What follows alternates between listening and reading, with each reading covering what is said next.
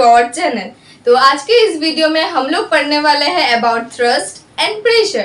Thrust क्या होता है और प्रेशर क्या होता है, क्या इन दोनों चीज में कोई डिफरेंस है या नहीं, इन सब चीज के बारे में आज हम लोग पढ़ने वाले हैं। तो हम लोग पहले इसका नाम लिख देते हैं, हमारे टॉपिक का नाम। टॉपिक का नाम क्या है? Thrust and pressure. ओके, तो मैंने इतना दूर दूर क्यों लिखा है, ताकि मैं एक ही साथ थ्रस्ट का डेफिनेशन और थ्रस्ट के बारे में सब कुछ और प्रेशर और उसके बारे में डेफिनेशन और बाकी सब कुछ एक ही साथ लिख पाऊँ। ठीक है, तो सबसे पहले जो थ्रस्ट है, थ्रस्ट क्या होता है? Thrust is nothing but a force. Thrust कुछ भी नहीं है, जस्ट एक फोर्स है। फोर्स तो हम पहले भी पढ़ के आए, फोर्स ग्रेविटेशन में भी पढ़ के आए, फोर्स हम लोग पुश और पुल वाले में भी पढ़ के आए, फोर्स हम बहुत जगह पढ़ लिया। फोर्स का कुछ डेफिनेशन ये था, F equals to M G, ये वाला डेफिनेशन भी हमने पढ़ लिया। F equals to M A, ये भी पढ़ लिया। F equals to G M by R square, ये भी पढ़ लिया। तो बहुत कुछ हमने फोर्स के बारे में पढ़ लिया। फोर्स का यूनिट होता है न्यूटन, ऐसे बहुत कुछ हमने फोर्स के बारे में पढ़ लिया था। तो अभी मैं बोल रही हूँ thrust is nothing but a force. तो क्या थ्रस्ट और इस फोर्स में कोई डिफरेंस नहीं है? तो ये अलग एक नाम देने की जरूरत क्यों पड़ी? थ्रस्ट एक अलग नाम क्यों हुआ? बिकॉज अभी जो डेफिनेशन लिख रही हूँ उसमें आपका सारा कॉन्सेप्ट क्लियर हो जाएगा। वो है thrust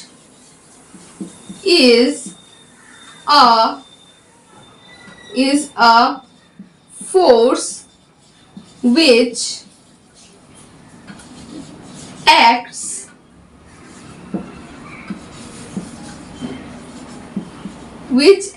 perpendicular to the object।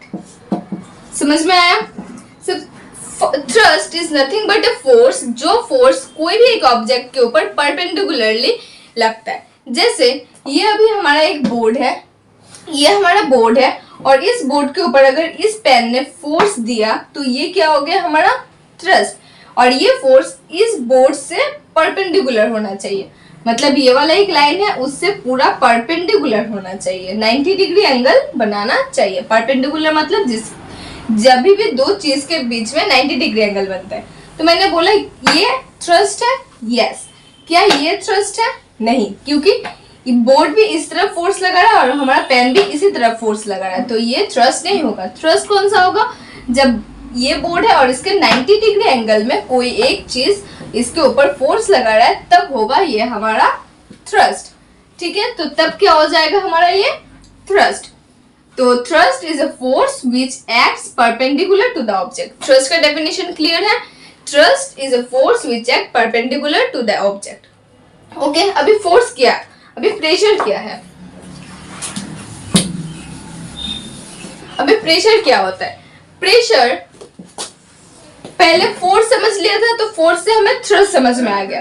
अभी अगर आपने थ्रस्ट समझ लिया तो आप प्रेशर भी समझ लोगे। प्रेशर भी कुछ भी अलग नहीं है। प्रेशर इज अ फोर्स, मैं फिर से लिख रही हूं, pressure is a force which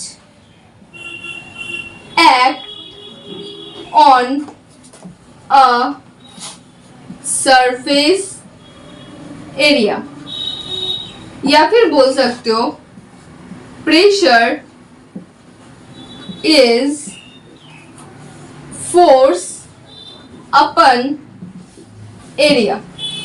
okay, ये भी लिख सकते हो या फिर ऑल्टरनेटिवली आप ये वाला वर्ड भी लिख सकते हो। तो प्रेशर क्या है? ये जो प्रेशर है, P for pressure, pressure equals to force, कितना फोर्स लगा और कितने एरिया पे लगा, वो है हमारा प्रेशर। जैसे कि थ्रस्ट क्या होता है? वही फोर्स होता है, बस वो फोर्स परपेंडिकुलर डायरेक्शन में होना चाहिए।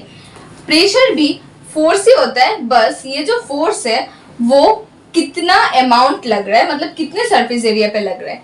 जैसे अब अगर हमारा ये बोर्ड है, बोर्ड तो हमारा फिक्स है, इस पर इस पेन ने इतने सरफेस एरिया में बस अपना फोर्स लगाया था, तो पेन ने कितने सरफेस एरिया में बस फोर्स लगाया?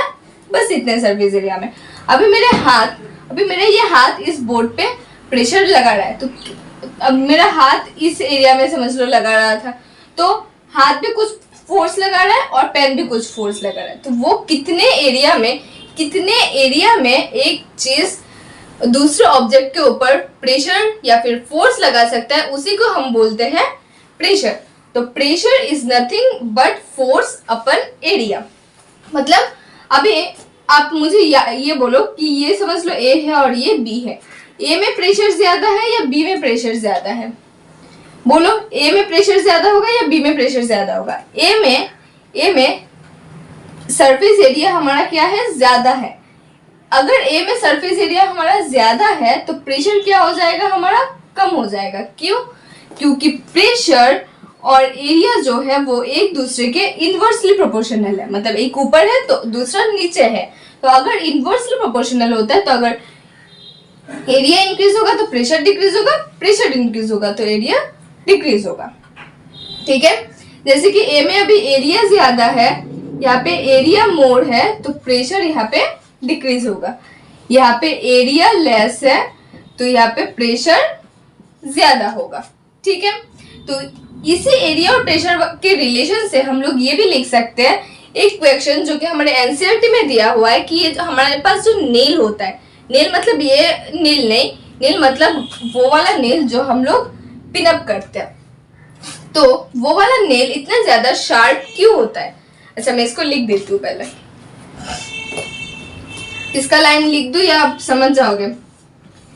प्रेशर इज inversely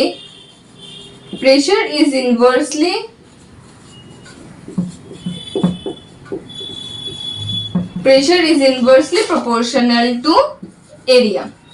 ठीक है, यहाँ पे हम इस पेज में हमने क्या क्या सीखा कि थ्रस्ट क्या होता है? Thrust is a force which act perpendicular to the object. Pressure is a force upon area. Pressure मतलब फोर्स कितने एरिया में लग रहा है, तो अगर एरिया ज्यादा होता है तो प्रेशर कम होगा, प्रेशर ज्यादा होता है तो एरिया कम होता है।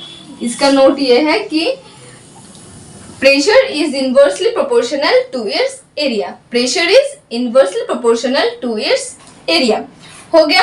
अभी हमारे एनसीईआरटी में जो एक क्वेश्चन है कि क्यों नेल इतना ज्यादा शार्प होता है, नेल अगर ब्लंट हुआ तो क्या होगा, तो इसका आंसर भी मैं यहाँ पे अभी लिख रही हूँ। तो अगर यहाँ तक किसी को स्क्रीनशॉट लेना है ले सकते हो।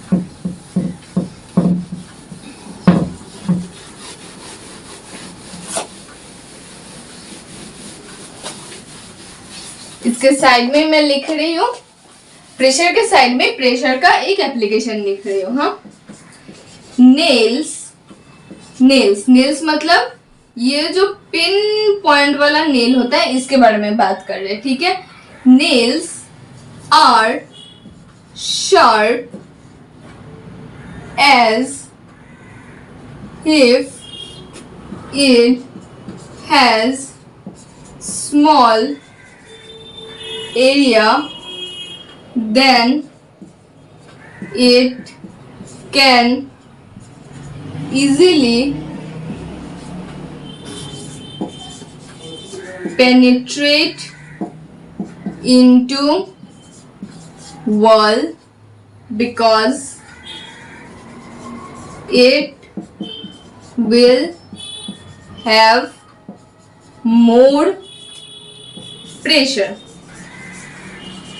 ओके, ये जो नेल्स है होता है, नेल्स बहुत ज्यादा शार्प क्यों होता है? क्योंकि अगर नेल्स बहुत ज्यादा शार्प होता है, इतना ज्यादा, और एक नेल है इतना ज्यादा ब्लंट, ठीक है, इस पे हम लोग जब क्या बोलते हैं हैमर को मारेंगे, हैमर से हम इसको मारेंगे तो क्या होगा, ये इतनी इजीली इसके अंदर नहीं जा पाएगा। लेकिन अगर ये शार्प पॉइंट है, इस पर अगर हम हैमर से मारेंगे तो क्या होगा, तो तब क्या होगा, क्योंकि ये छोटा मोटा सा सरफेस एरिया है और इसके ऊपर प्रेशर बहुत ज्यादा लगेगा। मतलब आपको इतना ज्यादा पढ़ने में आप ज्यादा ही लगाओगे नहीं, ये एग्जाम्पल कुछ कॉन्ट्रास्ट करेगा तो ये एग्जाम्पल नहीं दूंगे।